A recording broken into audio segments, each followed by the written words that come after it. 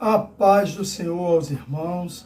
Vamos aqui dar continuidade ao nosso estudo, que foi iniciado ontem, que é o Ministério de Evangelista. Hoje nós vamos para a parte 2, que vai falar sobre a grande comissão, que está em Mateus 28, 19 a 20 e Marcos 16, 15 a 20. Oremos antes de começar mais essa lição. Pai, em nome de Jesus, está aqui essa lição, eu te apresento ela, peço que o Senhor me use como instrumento da tua obra, para pregar para as pessoas que aqui vão ouvir a tua palavra, o teu estudo. Usa-me, meu Pai, da maneira que te agrada, que o Senhor venha fazer a sua vontade, seu querer sobre cada um de nós. Não permita que a gente se distraia, mas que a gente venha aprender e meditar na tua palavra dia e noite. É o que eu te peço no nome santo de Jesus. Amém e graças a Deus. Amém, graças a Deus. Vamos lá para a nossa lição, que vai estar a partir do tópico 2, que fala a grande comissão. O 1.1 vai dizer: a ordem dada por Jesus aos seus discípulos após sua ressurreição foi: ide, ensinai todas as nações, batizando-as em nome do Pai, do Filho e do Espírito Santo, ensinando-as a guardar todas as coisas que eu vos tenho mandado. Esta ordem é chamada comumente de a Grande Comissão. É o apelo de Jesus para os discípulos anunciarem o Evangelho até as últimas consequências. Foi nesse espírito que o apóstolo Paulo encarou a tarefa da evangelização. O que a gente vai ver aqui? Jesus, ele andou na terra, ensinou durante o seu ministério, durante aproximadamente 3 anos e meio. Ele deu todo o ensinamento aos seus discípulos, aos apóstolos, aos seus seguidores. E a ordem foi, depois da sua ressurreição: ide e pregar o Evangelho. Mas nós sabemos que Jesus falou, mas continue em Jerusalém, até que do alto seja revestido do poder de Deus. Mas nós devemos fazer o ide do Senhor. E aí, você tem feito o ide do Senhor? Será que eu tenho feito o ide do Senhor? E com isso, Jesus ele deixou essa ordem. Essa ordem é para a gente pregar a palavra dele, pregar o ensinamento que ele deixou desde os apóstolos até os dias de hoje. Mas pregar a palavra dele verdadeiramente, não é do meu jeito. Lembra no anterior, no estudo de ontem, nós não temos que se engrandecer, mas engrandecer o Pai. Que diminua eu e que ele cresça. Seguir a ordem.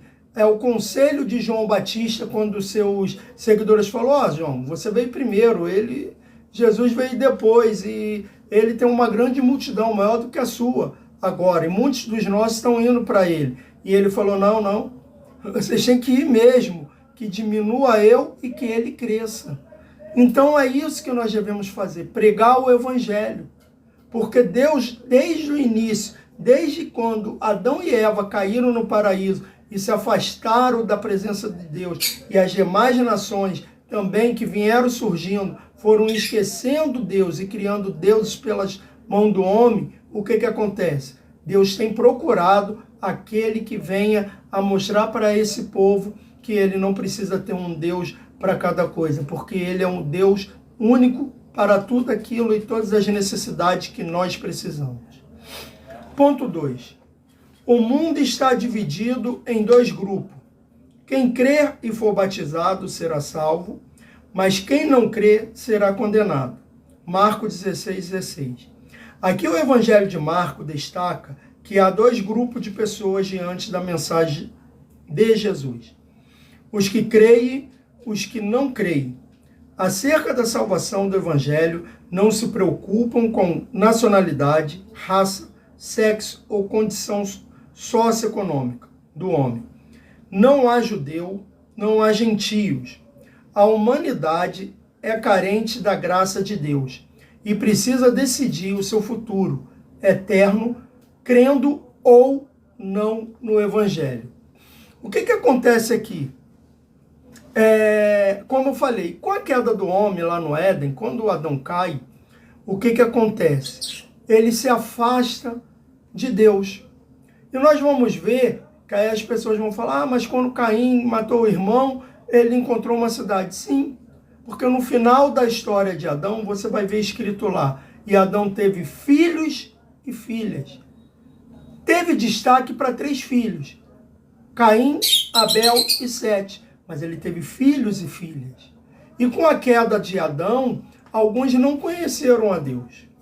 E eles queriam algo para se firmar. Então eles vão produzir deuses que eles acham que vão ajudar ele. Só que não é assim. Deus é único só. Então, o que acontece? Existe aquele que acredita no Senhor Jesus como seu único salvador da sua vida. E existe aqueles que não creem. Aqueles que creem serão salvos. Os que não creem serão condenados. E aí é a pergunta que eu faço para vocês. Em qual grupo você está? Ah, pastor, mas eu não acredito em Deus, eu sou ateu. Você não acredita em Deus, mas quando as coisas apertam, você já grita logo, ai meu Deus. Você pode até não acreditar em Deus, então você está naquela parte que não crê. Eu te dou um conselho. A vinda de Cristo está muito próxima. Falar como eu falei com a minha filha ontem. Falta menos do que faltava para ele voltar. Então, comece a analisar. Leia a Escritura. Gênesis e Apocalipse vai te explicar a vinda de Cristo. Vai te explicar quem é Jesus. Então olhe, procure a palavra do Senhor. Olhe ao seu redor. Quem quer produzir tudo isso que é produzido? Quem é da inteligência ao homem para construir o que já foi construído pela mão do homem? Somente Deus.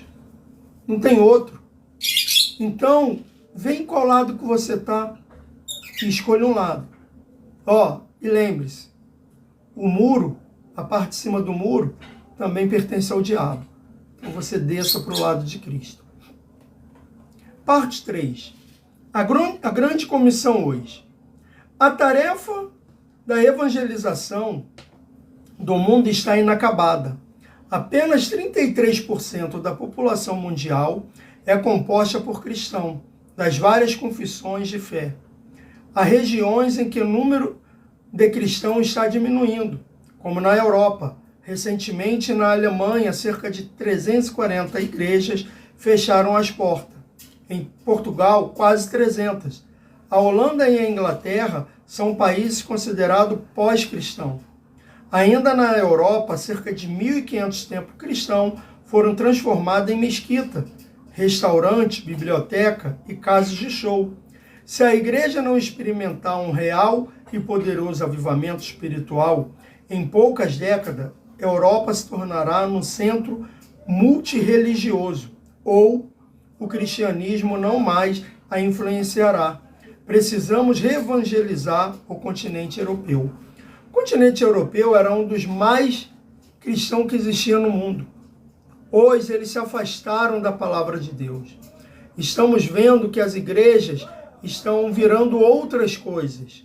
Mesquitas, restaurantes, hotéis, casa de show. Então nós estamos vendo que pessoas estão praticamente na Europa vivendo o tempo de Juízes, do livro de Juízes, que estão se afastando da presença do Senhor. Por quê? Porque não tem quem o ensine, quem o lidere. Então nós estamos achando que o avivamento é gritaria, é pulação, nada contra. Mas o grande avivamento é quando você consegue ganhar almas para Cristo. Mas não é almas que só vão lá na frente entregar a vida na hora do culto, porque eles estavam emocionados. Mas sim aquelas almas que vão lá na frente e vão lá porque entenderam o que realmente é entregar a vida para Jesus. Porque hoje em dia as pregações levam pessoas lá, às vezes vão milhares de pessoas. E aí aquelas milhares de pessoas, vão botar assim, 100 pessoas, daquelas 100 ficam 3. Por quê? Porque somente 3 entenderam realmente o que é o Evangelho de Cristo. As outras 97 só foram pela emoção. E quando saíram da igreja, voltaram a fazer aquilo que disseram que não iriam fazer mais. É diferente de voltar e lutar contra a sua carne, porque existem pessoas que vão lá na frente e vão continuar na igreja até conseguir ser liberto. Mas existem pessoas que vão falar que vão estar entregando a vida para Cristo, mas quando sair da igreja, nunca mais bota o pé na igreja. Não passa nem na frente para aprender e conviver com a presença do Senhor. Amém? E lembre-se, Deus não olha a nacionalidade, se você é homem, se você é mulher, se você é adulto, se você é criança, se você é idoso. Qual é a sua raça, qual time que você torce. O que Deus quer é a sua alma, é a sua salvação para livrar da mão do diabo. Espero que vocês tenham gostado da lição de hoje, aprendido e que medite nessa palavra para que daqui para frente Deus fale mais com vocês. E obrigado por tudo, obrigado por quem assistiu nessa live e quem vai assistir nas redes sociais. Oremos. Pai, em nome do nosso Senhor Jesus Cristo, quero te agradecer por tudo. Obrigado por mais essa aula, que o Senhor tome a vida de cada um e nos dê um ótimo dia. Em nome de Jesus. Amém. Graças a Deus.